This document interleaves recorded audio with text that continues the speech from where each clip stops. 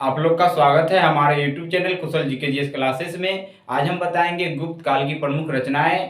सबसे पहले हम गुप्त काल की संक्षिप्त परिचय दे देते हैं। गुप्त साम्राज्य का उदय लगभग 3वीं शताब्दी के अंत प्रयाग के निकट कौशाम्बी में हुआ था। गुप्त वंश का स्थापना लगभग 275 ईस्वी में श्री गुप्त द्वारा किया गया था। श्री गुप्त के बाद घटोत्कच गुप्त साम्राज्य का शासक बने।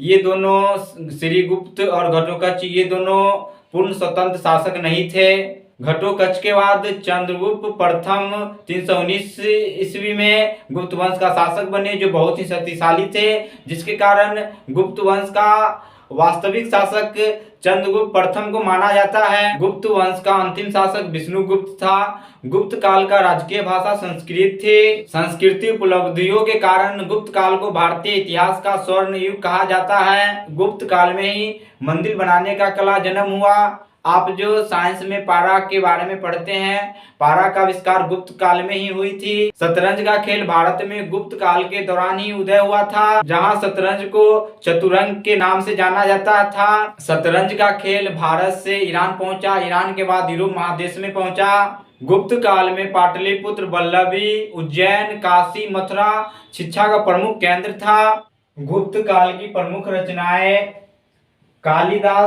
कालिदास को भारत का शेक्सपियर कहा जाता है। भारत का शेक्सपियर कहा जाता है। कालिदास का अभिज्ञान शाकुंतलम, मालविकाग्निमित्र, विक्रमोर्वशीयम ये तीनों नाटक है।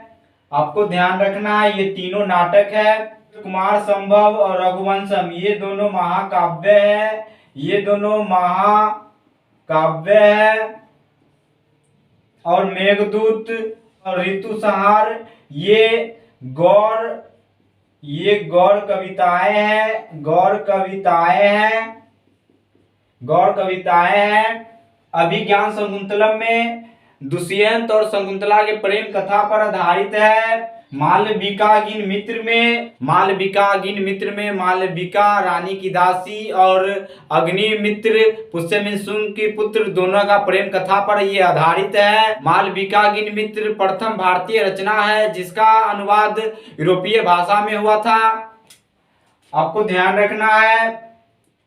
विक्रमोर्वशीयम में विक्रम और उर्वशी की प्रेम कथा पे आधारित है। विशाखदत्त का मुद्राक्ष एक राजनीतिक नाटक है। इसमें चंद्रगुप्त मौर्य के सिंहासन पर बैठने के बारे में बताया गया है। विशाखदत्त का देवी चंद्रगुप्त में गुप्त शासक रामगुप्त और चंद्रगुप्त द्वितीय की जानकारी इसमें मिलती है। ब्रह्मगुप्त का रचना बराह सिद्धांत है। आर्यभट्ट, इनका जन्म पाटलिपुत्र में हुआ था। आर्यभट्ट द्वारा रचित रचनाएं आर्यभट्टियम है, सूर्य सिद्धांत है। हाल द्वारा रचना गाथा सप्तशती है। वारामिहिर का रचना बृहद संहिता है। पंच सिद्धांतिका है। लघु जातक है। बृहदत्त जातक है। वराहमिहिर की रचनाएं बृहद संहिता, पंच सिद्धांतिका, लघु जातक, बृहदत्त जातक ये सभी वारामिहिर का रचनाएं हैं। शूद्रक की रचनाएं मृच्छकटिकम है। शूद्रक की रचनाएं मृच्छकटिकम में वेश्या के साथ युवा ब्राह्मण चारुदत्त का प्रेम प्रसंग पर आधारित है।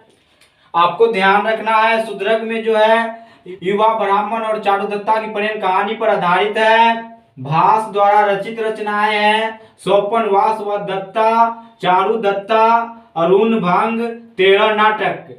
भास द्वारा रचित रचनाएं हैं स्वपनवास, दत्ता, चारुदत्ता, अरुण भंग 13 नाटक। ये सभी रचनाएं भास द्वारा रचित है।